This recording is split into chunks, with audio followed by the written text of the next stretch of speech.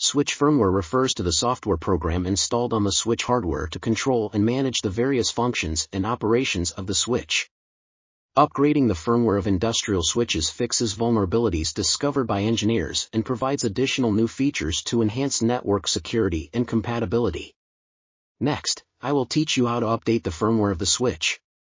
Take out a switch in a computer and power on. Use RJ45 cable to connect any port of the switch. Keep the switch and computer on the same network segment and prepare the required firmware files. Open a browser on your computer. Enter the switch IP address 192.168.10.1 in the search box.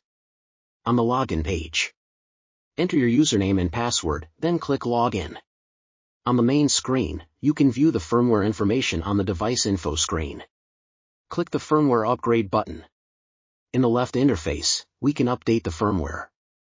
Click Select File to select the prepared firmware file. Click OK, then click Upgrade. Wait for the page prompt. This process will take 3 to 4 minutes.